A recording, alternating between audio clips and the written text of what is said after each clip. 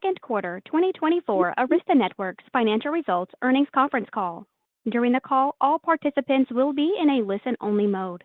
After the presentation, we will conduct a question-and-answer session. Instructions will be provided at that time. If at any time during the conference you need to reach an operator, please press star followed by 0. As a reminder, this conference is being recorded and will be available for replay from the Investor Relations section at the Arista website following this call. Ms. Liz Stein, Arista's Director of Investor Relations, you may begin. Thank you, Operator. Good afternoon, everyone, and thank you for joining us. With me on today's call are Jayshree Ullal, Arista Networks Chairperson and Chief Executive Officer, and Chantelle Breithaupt, Arista's Chief Financial Officer. This afternoon, Arista Networks issued a press release announcing the results for its fiscal second quarter ending June 30th, 2024. If you would like a copy of this release, you can access it online at our website. During the course of this conference call, Arista Networks management will make forward-looking statements, including those relating to our financial outlook for the third quarter of the 2024 fiscal year, longer-term financial outlooks for 2024 and beyond, our total addressable market and strategy for addressing these market opportunities, including AI, customer demand trends, supply chain constraints, component costs, manufacturing output, inventory management, and inflationary pressures on our business, lead times, product innovation, working capital optimization, and the benefits of acquisitions, which are subject to the risks and uncertainties that we discuss in detail in our documents filed with the SEC, specifically in our most recent Form 10-Q and Form 10-K, and which could cause actual results to differ materially from those anticipated by these statements. These forward-looking statements apply as of today, and you should not rely on them as representing our views in the future. We undertake no obligation to update these statements after this call. Also, please note that certain financial measures we use on the call are expressed on a non-GAAP basis and have been adjusted to exclude certain charges. We have provided reconciliations of these non-GAAP financial measures to GAAP financial measures in our earnings press release. With that, I will turn the call over to Jayshree. Thank you, Liz, and thank you, everyone, for joining us this afternoon for our second quarter 2024 earnings call. As a pure-play networking innovator with greater than $70 billion TAM ahead of us, we are pleased with our superior execution this quarter. We delivered revenues of $1.69 billion for the quarter, with a non-GAAP earnings per share of $2.10. Services and software support renewals contributed strongly at approximately 17.6% of revenue. Our non-GAAP gross margin of 65.4% was influenced by outstanding manufacturing discipline, realizing cost reductions. International contribution for the quarter registered at 19%, with the Americas strong at 81%.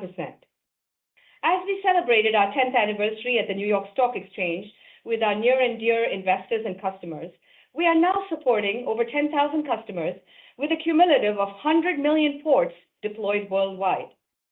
In June 2024, we launched Arista's Etherlink AI platforms that are Ultra Ethernet Consortium compatible, validating the migration from InfiniBand to Ethernet.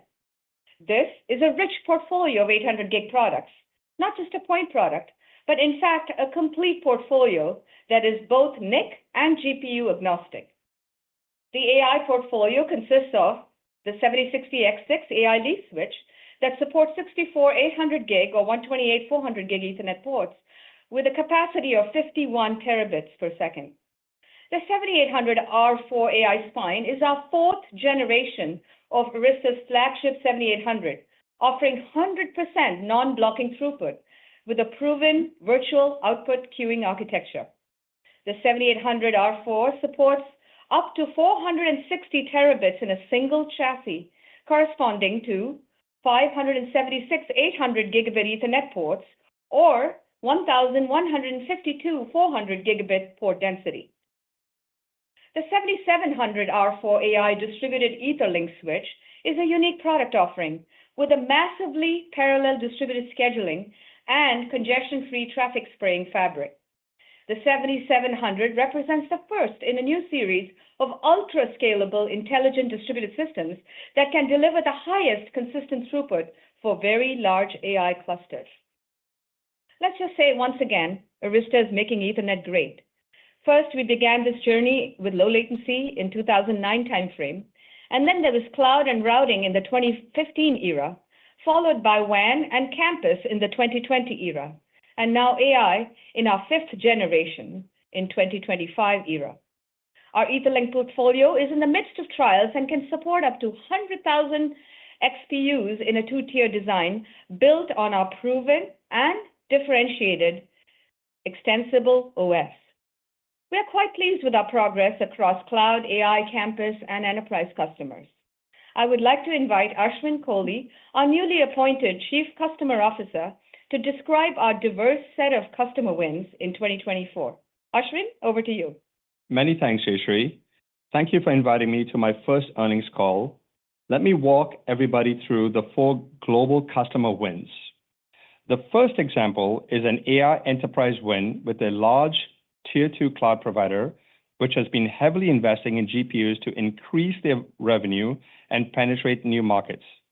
Their senior leadership wanted to be less reliant on traditional core services and work with Arista on new, reliable, and scalable Ethernet fabrics. Their environment consisted of new NVIDIA H100s. However, it was being connected to their legacy networking vendor, which resulted in them having significant performance and scale issues with their AI applications. The goal of our customer engagement was to refresh the front-end network to alleviate these issues. Our technical partnership resulted in deploying a 2-step migration path to alleviate the current issues using 400 gig 7280s, eventually migrating them to an 800 gig AI Ethernet link in the future. The second next win highlights our adjacencies in both campus and routing. This customer is a large data center customer, which has deployed us for almost a decade.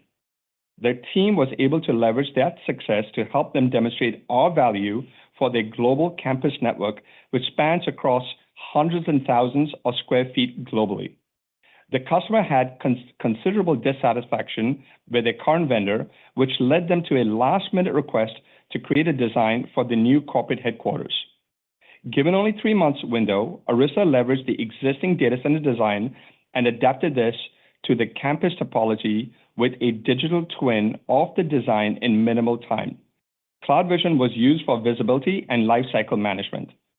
The same customer, once again, was struggling with extreme complexity in their routing environment, as well with multiple parallel backbones and numerous technical complexities. Arista simplified their routing network by removing legacy routers, increasing bandwidth, and moving to a simple fixed form factor platform router. The core spine leverages the same EOS software, streamlining their certification procedures and instilling confidence in the stability of the products. Once again, CloudVision came to the rescue. The third example is the next win in the international arena of a large automotive manufacturer that, due to its size and scale, previously had more than 3 different vendors in the data center, which created a very high level of complexity, both from a technical and also from an operational perspective. The customer's key priority was to achieve a high level of consistency across their infrastructure, which is now being delivered via a single EOS binary image and CloudVision solution from Arista. Their next top priority was to use automation, consistent end-to-end provisioning, and visibility, which can be delivered by a CloudVision platform. This simplification has led the customer to adopt Arista beyond the data center and extend the Arista solution into the routing component of the infrastructure, which included our 7500 R3 spine platforms. This once again shows a very clear example of the same Arista One EOS and One CloudVision solution delivering multiple use cases. And Jayshree, this last win demonstrates our strength in service provider routing space. We have been at the forefront of providing innovative solutions for service provider customers for many years. As we all know, we are in the midst of an optical and packet integration. As a result, our routers support industry-leading dense 400 gig ZR+ coherent pluggable optics. In this service provider customer, example, we provided a full turnkey solution, including our popular 7280 R3 routers and our newly announced AWE 7250 WAN router as a BGP route reflector, along with CloudVision and professional services. We showcase our strength in supporting a wide variety of these pluggable coherent optics, along with our SR and EVPN solutions, which allowed this middle-mile service provider customer to build out a 400 gig statewide backbone at cloud-scale economics. Thanks, Rishi, and back over to you. Wow, thank you, Ashwin, and congratulations. Hot off the press is our new and highest Net Promoter Score of 87, which translates to 95%. Hats off to your team for achieving that. It's so exciting to see the momentum of our enterprise sector. As a matter of fact, as we speak, we are powering the broadcasters of the Olympics, symbolic of our commitment to the media and entertainment vertical. And so it's fair to say that so far in 2024, it's proving to be better than we expected because of our position in the marketplace and because of our best-of-breed platforms for mission-critical networking. I am reminded of the 1980s when Sun was famous for declaring the network is the computer. Well, 40 years later, we're seeing the same cycle come true again with the collective nature of AI training models mandating a lossless, highly available network to seamlessly connect every AI accelerator in the cluster to one another for peak job completion times. Our AI networks also connect trained models to end users and other multi-tenant systems in the front-end data center, such as storage, enabling the AI system to become more than the sum of its parts. We believe data centers are evolving to holistic AI centers, where the network is the epicenter of AI management for acceleration of applications, compute, storage, and the wide area network. AI centers need a foundational data architecture to deal with the multimodal AI data sets that run on our differentiated EOS network data lake systems. Arista showcased a technology demonstration of our EOS-based AI agent that can directly connect on the NIC itself or alternatively inside the host. By connecting into adjacent Arista switches to continuously keep up with the current state, send telemetry, or receive configuration updates, we have demonstrated the network working holistically with network interface cards such as NVIDIA Bluefield, and we expect to add more NICs in the future. Well, I think the Arista purpose and vision is clearly deriving our customer traction. Our networking platforms are becoming the epicenter of all digital transactions, be they campus center, data center, WAN centers, or AI centers. And with that, I'd like to turn it over to Chantelle, our Chief Financial Officer, to review the financial specifics and tell us more. Over to you, Chantelle. Thanks, Jayshree. It really was great to see everyone at the New York Stock Exchange IPO celebration event.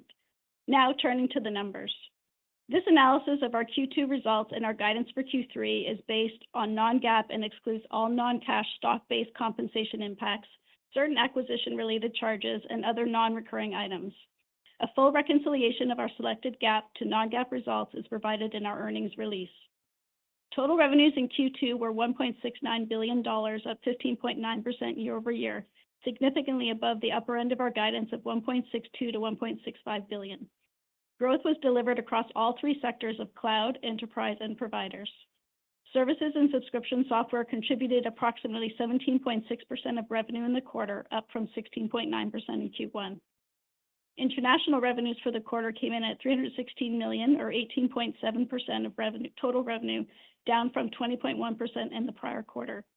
This quarter-over-quarter decrease was driven by a relatively weaker performance in our APJ region. The overall gross margin in Q2 was 65.4%, above our guidance of 64%, up from 64.2% last quarter and up from 61.3% in the prior year quarter. The year-over-year gross margin improvement was primarily driven by a reduction in inventory-related reserves. Operating expenses for the quarter were $319.8 million, or 18.9% of revenue, up from last quarter at $265 million. R&D spending came in at $216.7 million, or 12.8% of revenue, up from $164.6 million in the last quarter. This primarily reflected increased headcount and higher new product introduction costs in the period. Sales and marketing expense was $85.1 million, or 5% of revenue, compared to $83.7 million last quarter, with a double-digit percentage increase of headcount in the quarter versus the prior year. Our G&A costs came in at $18 million, or 1.1% of revenue, up from last quarter at $16.7 million. Our operating income for the quarter was $785.6 million, or 46.5% of revenue. Other income and expense for the quarter was a favorable $70.9 million, and our effective tax rate was 21.5%. This resulted in net income for the quarter of $672.6 million, or 39.8% of revenue. Our diluted share number was 319.9 million shares, resulting in a diluted earnings per share number for the quarter of $2.10, up 32.9% from the prior year. Turning to the balance sheet. Cash, cash equivalents, and investments ended the quarter at $6.3 billion. In the quarter, we repurchased $172 million of our common stock at an average price of $282.20 per share. Of the $172 million, $82 million was repurchased under our prior $1 billion authorization, which is now complete, and the remaining $90 million was purchased under the new program of $1.2 billion approved in May of 2024. The actual timing and amount of future repurchases will be dependent upon market and business conditions, stock price, and other factors. Now, turning to operating cash performance for the second quarter, we generated $989 million of cash from operations in the period, reflecting strong earnings performance with a favorable contribution from working capital. DSOs came in at 66 days, up from 62 days in Q1, impacted by large service renewals at the end of the quarter. Inventory turns were 1.1 times, up from 1 turn last quarter. Inventory decreased to $1.9 billion in the quarter, down from $2 billion in the prior period, reflecting a reduction in our raw materials inventory. Our purchase commitments and inventory at the end of the quarter totaled $4 billion, up from $3.5 billion at the end of Q1. We expect this number to stabilize as supplier lead times improve, but will continue to have some variability in future quarters as a reflection of demand for our new product introductions. Our total deferred revenue balance was $2.1 billion, up from $1.7 billion in Q1. The majority of the deferred revenue balance is services related and directly linked to the timing and term of service contracts, which can vary on a quarter-by-quarter basis. Our product deferred revenue increased approximately $253 million versus last quarter. As a reminder, we expect 2024 to be a year of new product introductions, new customers, and expanded use cases. These trends may result in increased customer trials and contracts with customer-specific acceptance clauses and increase the variability and magnitude of our product deferred revenue balances. Accounts payable days was 46 days, up from 36 days in Q1, reflecting the timing of inventory receipts and payments. Capital expenditures for the quarter were $3.2 million. As we enter the second half of fiscal year 2024, we are encouraged by the momentum that we see in the market. Our existing innovative product portfolio, along with our new product introductions, are well suited for our cloud, AI, enterprise, and providers customers. We will continue to invest in our R&D and go-to-market through both people and processes. With all of this as a backdrop for fiscal year 24, our revenue growth guidance is now at least 14%. Gross margin outlook remains at 62 to 64%, and operating margin is now raised to approximately 44%. Our guidance for the third quarter, based on non-GAAP results and excluding any non-cash stock-based compensation impacts and other non-recurring items, is as follows: revenues of approximately $1.72 to $1.75 billion, gross margin of approximately 63 to 64%, and operating margin at approximately 44%. Our effective tax rate is expected to be approximately 21.5%, with diluted shares of approximately 321 million shares. With that, I now turn the call back to Liz. Liz? Thank you, Chantelle. We will now move to the Q&A portion of the Arista earnings call. To allow for greater participation, I'd like to request that everyone please limit themselves to a single question. Thank you for your understanding. Operator, take it away. We will now begin the Q&A portion of the Arista earnings call. In order to ask a question during this time, simply press star, then the number 1 on your telephone keypad. If you would like to withdraw your question, press star 1 again.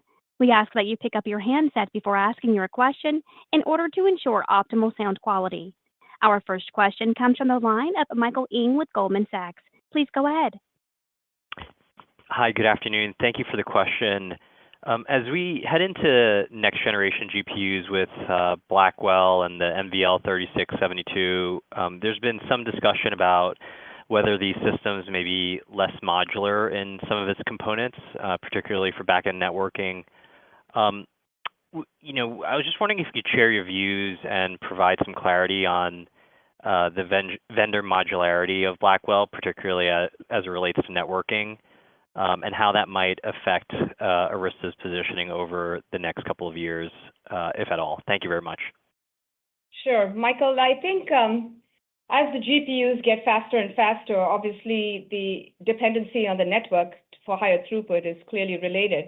And therefore, our timely introduction of these 800 gig products will be required, especially more for Blackwell.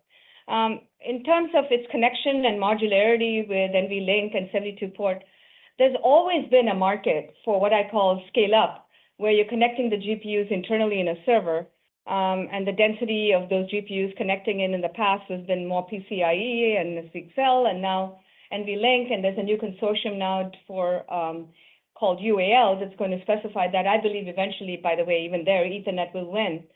And so that density depends more on the AI accelerator and how they choose to connect. As I've often said, it's more a bus technology. So eventually, where Arista plays strongly, both on the front end and back end, is on the scale out, not on the scale up. So independent of the modularity, whether it's a rack-based design, a chassis, or a multiple RU, the ports have to come out Ethernet, and those Ethernet ports will connect into scale-out switches from Arista. Great. Thank you, Jayshree. Thank you, Michael. Our next question comes from the line of Aaron Rakers with Wells Fargo. Please go ahead. Yeah, thank you for taking the question. I guess the metric that stands out to me the most is the deferred revenue balance up, looks like 95% in total year on year. And it looks like you, based on what you had disclosed, it looks like you're now at about $520 million of product deferred. On the product deferred line, can you help us appreciate, how do we think about that number? Is that related to these AI opportunities? Just the cadence of, how we should expect the revenue recognition from that, again, looks like almost 60% above what was previously the peak level of product deferred. Yeah, no, good question, Aaron. Let me start generically, and of course, I'll hand to my CFO, Chantal here. Product deferred sort of ebbs and flows. It goes in, it comes out. And it's particularly high when we have a lot of new product and new use cases. But it's not extraordinary to see us running a high product deferred in one quarter or in 1 year and then dipping down. So the long term is consistent. The short term can ebb and flow. You want to say a few words on that? Yeah, thank you, Jayshree. The only thing I would add to that is that, the deferred balance is always a mix of customers and use cases. So I wouldn't rotate on any one particular intersection of those. It really is a mix of those combined. Yeah, thank you. Thanks, Aaron. Our next question comes from the line of Meta Marshall with Morgan Stanley. Please go ahead. Great, thanks. Jayshree, last quarter you had mentioned kind of 4 major AI trials that you guys were a part of. Obviously, you guys, or Ashwin listed off a list of kind of the 4 wins that you had during the quarter. Just trying to get a sense of maybe if that tier 2 win was a part of those AI trials, or just any update on where those 4 AI trials stand, or what the current count of AI trials is currently. Thank you. Yeah, no, I'm going to speak to it, and I want to turn it over to Ashwin since he's here with us. First of all 4 trials are largely in what I'd call cloud and AI titans. A couple of them could be classified as specialty providers as well, depending on how they end up. But those 4 are going very well. They started out as largely trials. They're now moving into pilots this year, most of them. And with any luck next year, maybe we won't be saying 4 out of 5, and we can say 5 out of 5. That's my hope anyway. But in addition to that, we have tens of smaller customers who are starting to do AI pilots. And Ashwin, you've been smack in the middle of a lot of those. Maybe you want to speak to that a little bit. Yeah, absolutely, Jayshree. Hi, Meta. So just wanted to clarify, the example that I shared with you was more around a tier 2 cloud provider. And if I take a step back, the types of conversations my team is having with customers is either around general purpose enterprise customers, or it's around tier 2 cloud providers, right, which are different to the ones Jayshree is referring to. Yeah, Hope that clarifies. and they tend to be early adopters. Absolutely. They're about to build an AI cluster. It's a reasonably small size, not classified in thousands or 10,000s, but you've got to start somewhere. So they start at about a few hundred GPUs, would you say? Absolutely, yes. Yeah. Great, thank you. Thanks, Meta. Our next question comes from the line of Atif Malik with Citi. Please go ahead.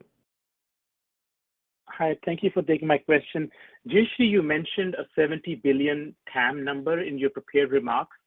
Can you help us understand what is in that TAM, and how does that relate to the 750 million AI networking revenue number you have provided for next year? Oh, yeah, I get asked that question a lot. First of all, the TAM is far greater than the 750 million we've signed up for, and remember, that's early years.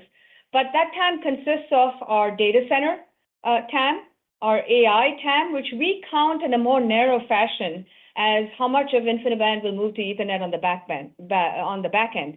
We don't count the AI TAM that's already in the front end, which is part and parcel of our data center. And then obviously there's the campus TAM, which is very, very big. It's north of 10 billion. And then there's the wide area and routing. So these four are the building blocks that I call the campus center, data center, AI center, and WAN center. And then layered upon that is some very nice software.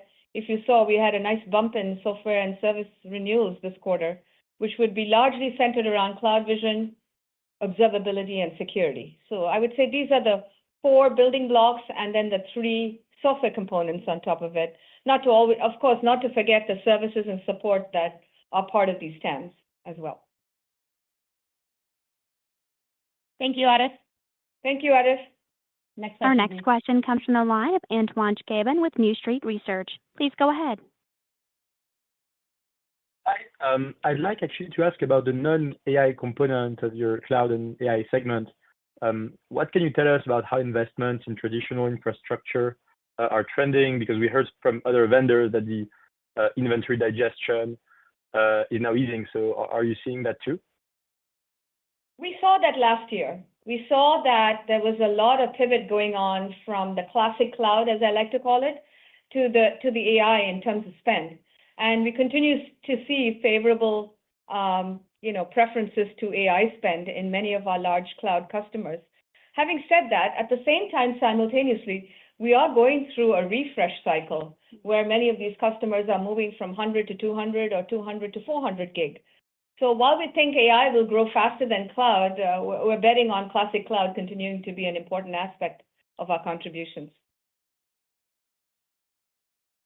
Thanks, Antoine. Our next question will come from the line of Amit Daryanani with Evercore. Please go ahead. Good afternoon, and thanks for taking my question. I guess just a question related to the updated 24 guide, and I realize it's at least 14% growth for the year. But your compares actually get much easier in the back half of the year versus what you've had in the first half. So just from an H2 versus H1 basis, is it reasonable to think that growth can actually accelerate for you in the back half of the year? And if it doesn't, why do you think it does not accelerate in the back half? Thank you. Yeah, I think that, Jayshree and I came to this guide of at least 14% because we do see multiple scenarios as we go through the second half of the year. We do expect to continue to see some acceleration in growth, but I would say that from the perspective of the forward scenarios, we were comfortable with at least 14%, and we'll, come back at Q3 and see where we're going to guide for the rest of the year. Amit, look at us. We're known to be traditionally conservative. We went from 10 to 12, 12 to 14, and now my CFO says at least 14. So let's see how the second half goes. But I think at this point, you should think we are confident about second half, and we're getting increasingly confident about 2025. Perfect. Thank you. Thank you.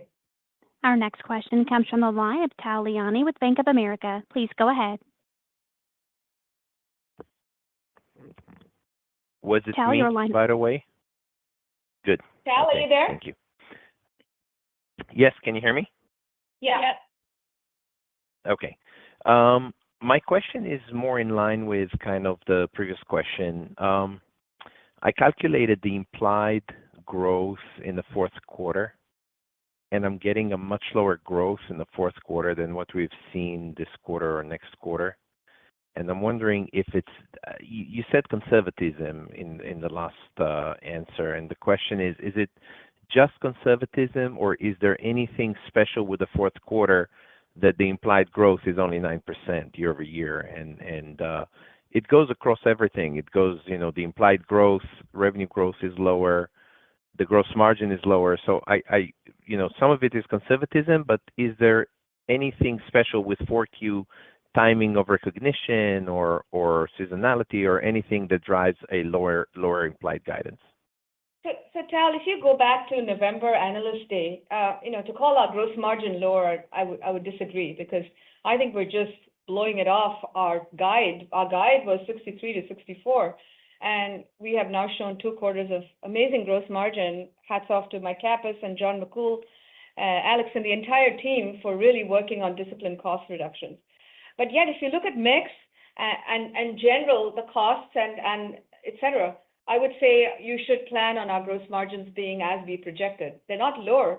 I think we just did exceptionally well the last 2 quarters, so it's relatively lower. That's the first thing. Second, in terms of growth, I would say we always aim for double-digit growth. We came in with 10 to 12, and again, Q2 is just an outstanding quarter. I don't want you to use it as a benchmark for how Q3, Q4 will be. But of course, we're operating off large numbers. We'll aim to do better, but we'll have more visibility as we go into Q3, and we'll be able to give you a good sense of the year. Got it. Thank you. Thanks, Tal. Our next question comes from the line of George Notter with Jefferies. Please go ahead. Hi, guys. Thanks very much. I guess I was just curious about what your expectations were coming into the quarter for product deferred revenue.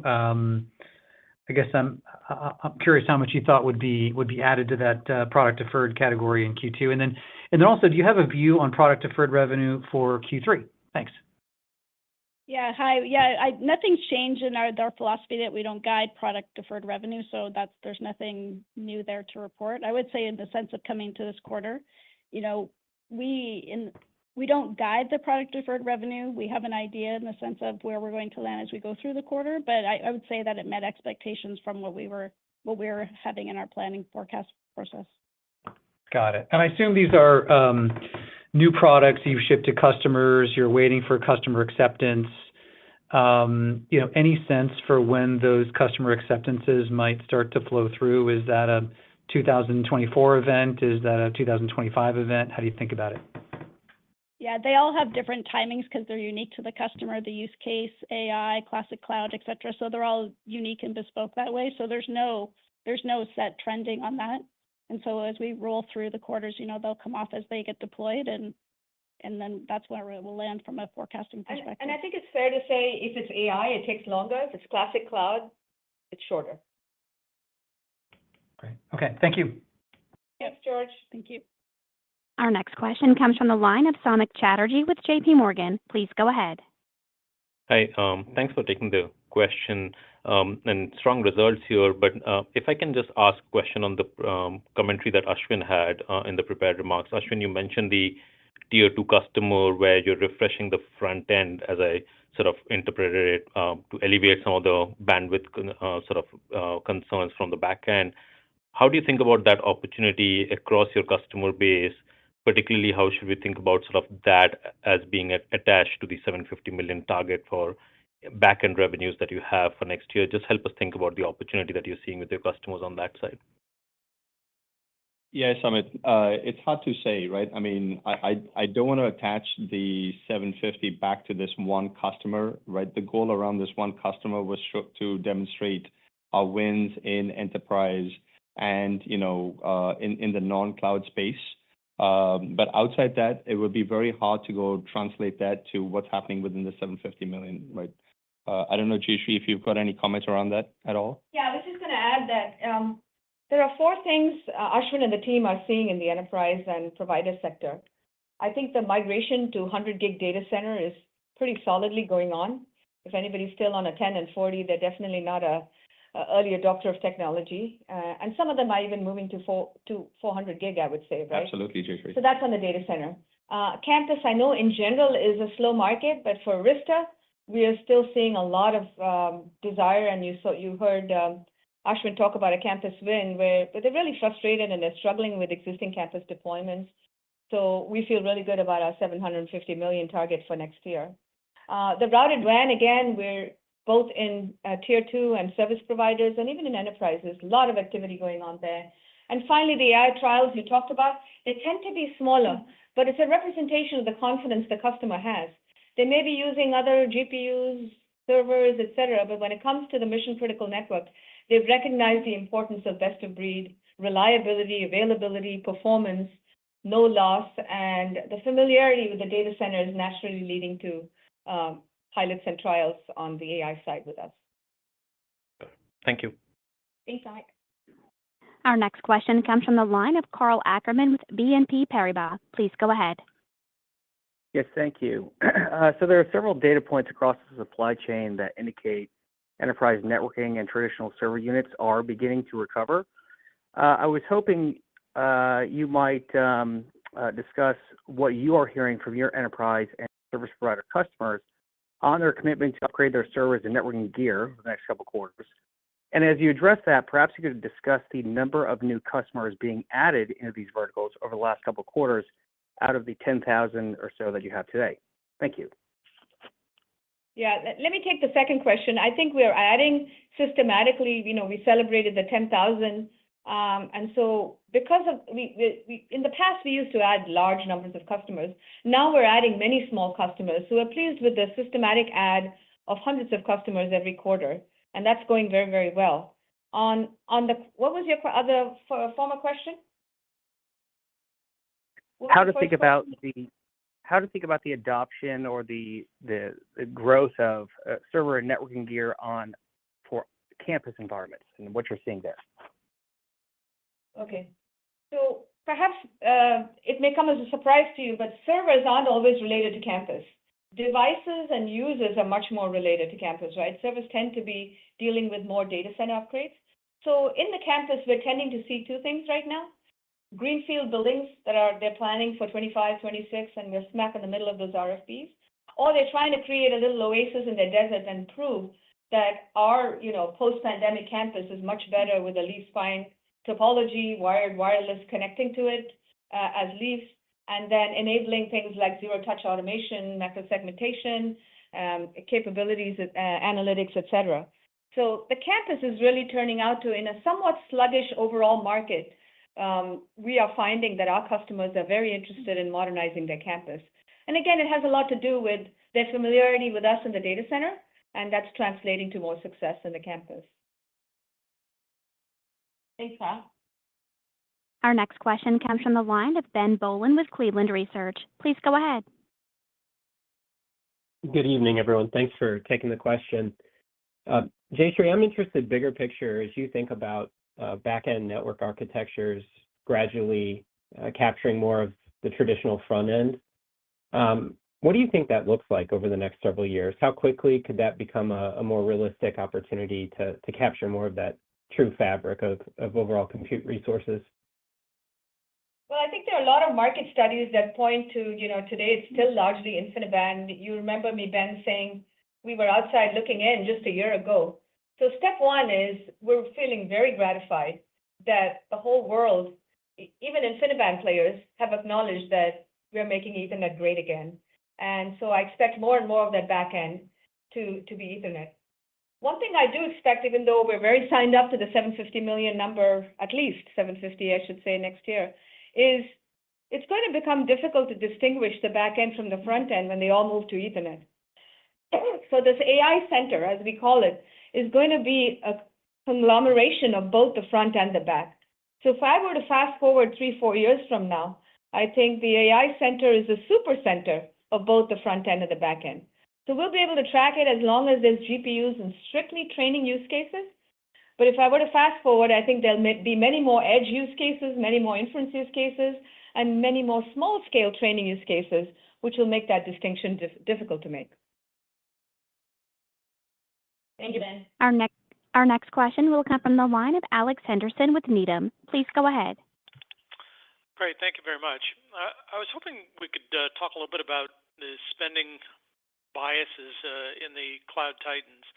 Clearly, there's an enormous amount of spending going into the AI front-end, back-end networking elements as well as the GPUs. But there is a rebounding growth rate of application that is ultimately driving the traditional business that has historically been called the CPU side of the data center. And I'm wondering if they're under-investing in there and that whether there's a potential for a catch-up in the spending in that area at some juncture because of the over-bias to AI, or whether that investment is ongoing at a reasonable rate, consistent with a moderate acceleration in the application growth. Alex, it's a very thought-provoking question. I would say there's such a heavy bias in the cloud titans towards training and super training and the bigger and better the GPUs, the billion parameters, the OpenAI, ChatGPT, and llamas, that you're absolutely right that at some level, the classic cloud, what you call traditional, I'm still calling classic, is a little bit neglected last year and this year. Having said that, I think once the training models are established, I believe this will come back, and it'll sort of be a vicious cycle that feeds on each other.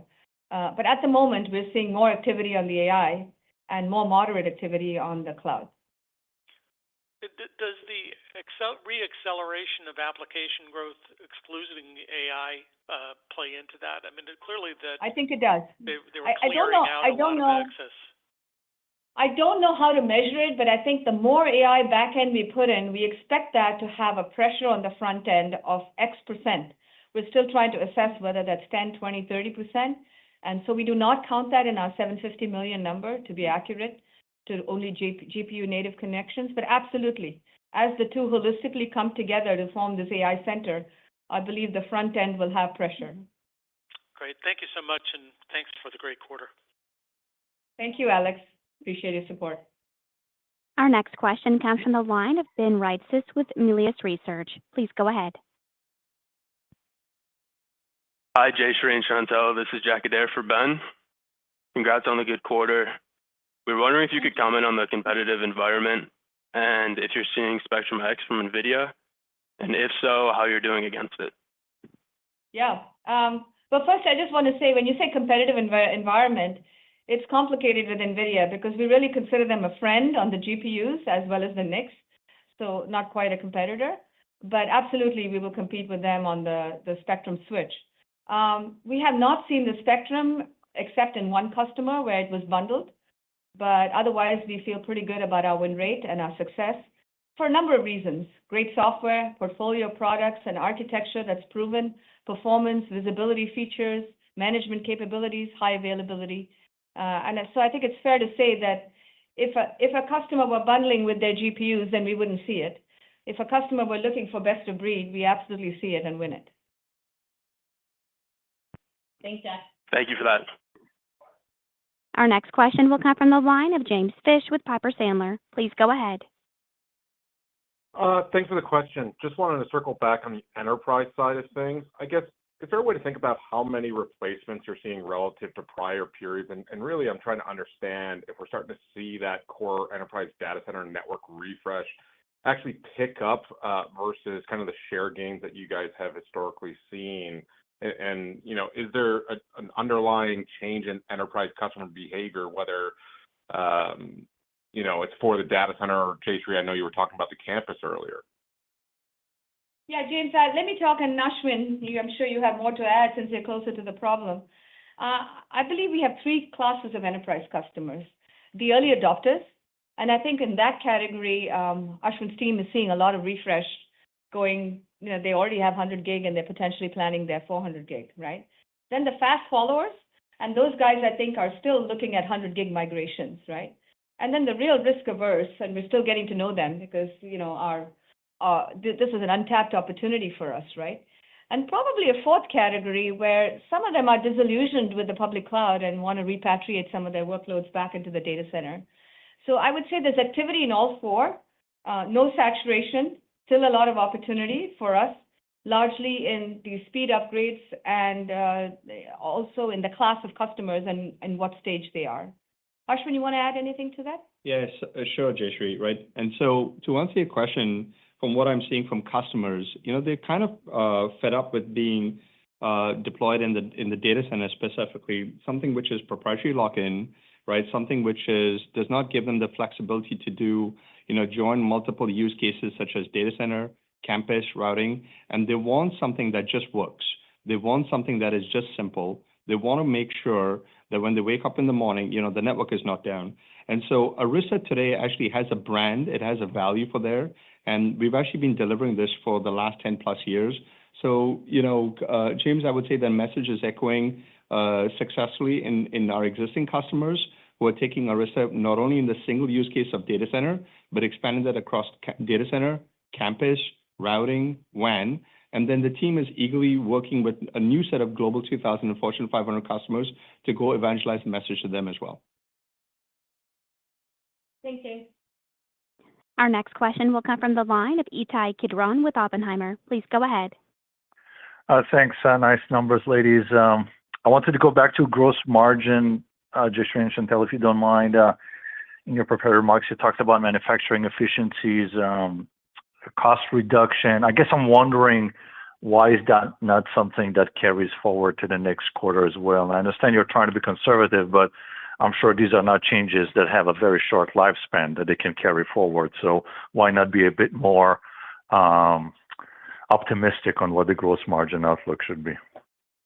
Yeah, no, it's a great question. And so, our goal is always to try to do better than our guide, but within that guide, the question is there's mostly what's influencing the second half consideration is the expected mix of customers. As you can appreciate, we do have different mixes depending on the demographics of who we're selling to. So I think that's a big part of our second half, why we kept the guide as it is. We will keep looking for variable cost productivity and cost management as we go through and hope to deliver more. But at this point in time, what's mostly built into it is the mix assumption in the second half.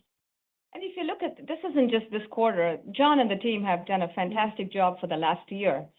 So yeah, I'm going to go back to them and ask for more, but I think they will say they've done so much, it might be squeezing blood out of a stone. So we'll see if they respond to more cost reductions. But I absolutely agree with Chantelle. It's largely driven by mix, and I think we've taken a lot of the cost reductions out in the last year. Appreciate it. Thank you. Our next question will come from the line of Simon Leopold with Raymond James. Please go ahead. Thank you very much. I know that you typically hold off on the 10% customer disclosures until the end of the fiscal year, but what I'm hoping to gather is how customer concentration may be evolving from comparison to last year. Do you expect with your past customers growing their spending so much that it stays similar, or with the diversity and the new opportunities, the concentration you've had historically declines? Any kind of indication you could offer, I'd appreciate it. Simon, I'll try, but you're right to say that we don't know. It's only half the year. I expect both Microsoft and Meta to be greater than 10% customers for us. I don't expect any other 10% concentration. Now, in Microsoft and Meta, how they will pivot to AI and how they will reduce the spend and all of that things, that movie will play out in the next 6 months. So we'll know better. But at this point, I think you can assume they won't be exactly the same. Some may go up, some may go down. But these are two extremely vital customers, strategic customers. We co-develop with them. We partner with them very, very well. And we expect to do well with them, both in cloud and AI, depending on their priorities, of course. And does the pipeline suggest you can have new 10% customers next year, or do you expect sort of a similar concentration next year? We're not aware of any customer that will approach 10% this year or next year. Thank you very much. Sure, Simon. Our next question comes from the line of Tim Long with Barclays. Please go ahead. Thank you. Maybe we'll go over to the software services since the AI stuff's been beaten up a little bit here. Jayshree, Thanks, Tim. Yes. yeah, you in a good way. In a good way. You talked a lot about some of the software capabilities. It seems like Arista might be leaning in a little bit more to this revenue line. It's been growing faster than the hardware product the last multiple quarters. So could you talk about kind of sustainability of that strength focus that you guys have on this service software area and what that would mean to growth rate going forward? Thank you. Yeah, thank you. Thank you for the change in question. I appreciate that. I think we will be in the teens for some time because there are three building blocks, and a lot of this, Ashwin, you know very well. There's the services building block that as product goes up, there's a lot of pressure on us on a percentage of service to be lower, right? So that, while it may, historically has been in the teens, can be lower. Then the second one is our perpetual software, which again is a strong function of use cases, particularly things like routing, et cetera, where we've done very, very well. The stronger we do there, the better we do there. An extension of that is CloudVision, which is more a subscription service, with CloudVision as a service, either on network as a service or on the premise. So that's a second building block for us that's going strong. The one I want to point to a little more, which could help us, is the security and observability. You may know in May we introduced the micro and macro segmentation. We also now announced UNO, our Unified Network Observability. And while this is new, Ashwin and I have great plans for that, and I think this could be a swing factor. As the services components may reduce over time, these new product components may increase. So 17 point whatever percent it was is a great number, and if we can consistently stay there, I'd be very proud, particularly as our numbers get larger. Thank you. Okay, thank you. Our next question comes from the line of Sebastian Naji with William Blair. Please go ahead. Hey, thanks for taking the question, and sorry to bring you guys back to the AI conversation, but this one's a little bit more high level. I guess, we keep hearing about bigger and bigger AI clusters that are being built, and as Arista is, working on connecting these larger and larger clusters as they scale, I'm just wondering, does that impact your ability to capture more revenue? You've talked about 15% of CapEx. Does that maybe change or go up or go down as these clusters that you're having to connect get bigger and bigger? Yeah, no, so if you look at an AI network design, you can look at it through two lenses, just through the compute, in which case you look at scale up and you look at it strictly through how many processors there are. But when we look at an AI network design, it's number of GPUs or XPUs per workload. Distribution and location of these GPUs are important. And whether the cluster has multiple tenants and how it's divvied up between the host, the memory, the storage, and the wide area plays a role. Then the optimizations you make on the applications for the collective communication libraries for specific workloads, levels of resilience, how much redundancy you want to put in, active-active, link-based, load balancing, types of visibility. So the metrics are just getting more and more. There are many more permutations and combinations. But it all starts with number of GPUs, performance, and billions of parameters, because the training models are definitely centered around job completion time. But then there's multiple concentric circles of additional things we have to add to that network design. All this to say, a network design-centric approach has to be taken for these GPU clusters. Otherwise, you end up being very siloed. And that's really what we're working on. So it goes beyond scale and performance to some of these other metrics I mentioned. Thanks, Sebastian. Got it. Okay. Operator, we have time for one last question, please. Our final question comes from the line of David Vogt with UBS. Please go ahead. Great. Thanks, guys, for squeezing me in. Maybe just to bring it back together, and maybe both for Jayshree and Chantelle, I guess what I'm trying to think through is this is your product introduction. You have a pretty strong ramp of AI likely next year, but does the guide imply that we're going to start to see a much bigger contribution in Q4, driven by the comments around mix earlier and the gross margin discussion? Because I would imagine early in the stage of their life cycle, plus the fact that they're hyperscalers, they're going to be a relatively more modest gross margin profile at the beginning of the glide path.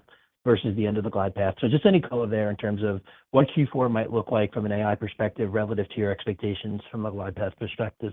Thank you. Yeah, let me just remind you of how we're approaching 2024, including Q4, right? Last year, trials. So small, it was not material. This year, we're definitely going into pilots. Some of the GPUs, and you've seen this in public blogs published by some of our customers, have already gone from tens of thousands to 24,000 and are heading towards 50,000 GPUs. Next year, I think there'll be many of them heading into tens of thousands, aiming for 100,000 GPUs. So I see next year as more promising. Some of them might happen this year, but I think we're very much in the going from trials to pilots, trials being hundreds, and this year we're in the thousands. But I wouldn't focus on Q4. I'd focus on the entire year and say, yeah, we've gone into the thousands. And I like Chantel's term for this, glide path, right? So we expect to be single-digit small percentages of our total revenue in AI this year. But we are really, really expecting next year to be the $750 million a year or more. Yeah, I think so. I completely agree, Jayshree. The only thing I would add to it is you have to think of the kind of the matrix we're working within. So we have cloud and enterprise customers, and we have very, very different scopes of readiness at those customers. So Q3, Q4, Q1, Q2 next year, they're all eligible for timing, for types, et cetera. So we just want to make sure that variability that I spoke to in my prepared remarks is understood in that context. Yeah, and simple things like power and cooling are affecting the ability to deploy in massive scale. So there's nothing magic about Q4. There's plenty magic about the year in its entirety and next year. Great. Thanks, Jayshree. David. Thanks, Chantel. Thanks, Liz. Thanks, David. This concludes the Arista Network second quarter 2024 earnings call. We have posted a presentation which provides additional information on our results, which you can access on the investor section of our website. Thank you for joining us today, and thank you for your interest in Arista. Thank you for joining, ladies and gentlemen. This concludes today's call. You may now disconnect.